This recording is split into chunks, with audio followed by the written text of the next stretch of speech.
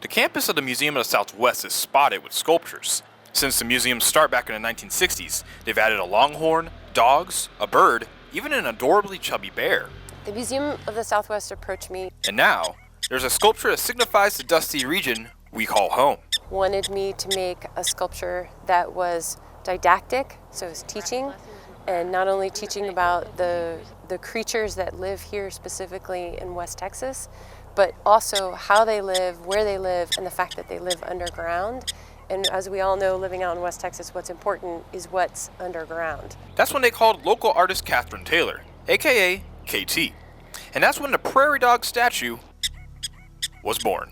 And then of course we have our awesome prairie dogs who are looking out for any kind of predator. After more than a year of work, the sculpture is far more than just the adorable ground squirrels. There are also more subtle elements, including the dirt, roly-polies, horned toads, and more. Part of the teaching is bringing the sculpture up so that you can experience what's underground, and something that we probably wouldn't normally see and we wouldn't have a chance to sort of learn about, or more importantly, inspect. And also, of course, because it's the ground, there's tons of bugs. Like anytime you look on the ground, you're going to see all these bugs. So we had to highlight those. She used several methods such as texture swapping, which is exchanging one natural texture for another. For example, her pecan beetles were crafted using, well, pecans. And she intentionally sculpted this scene with all the West Texas children in mind.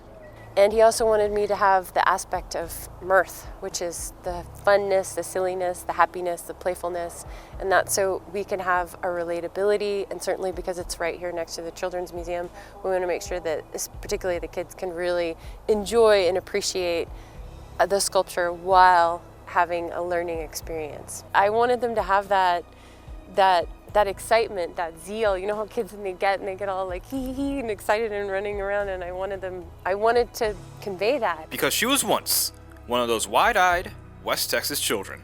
I literally got my start as an artist right here in the Museum of the Southwest.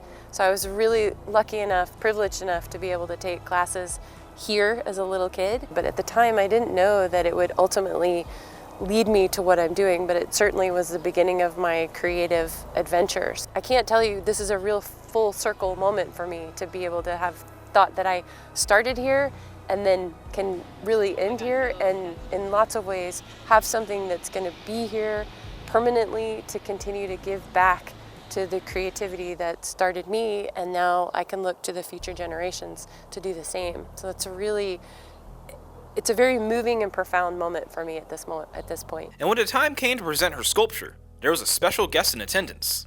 But my very first art teacher, technically, was Mr. Hickman. I mean, I can tell you the very first sculpture that I made, it was just awful, like awful.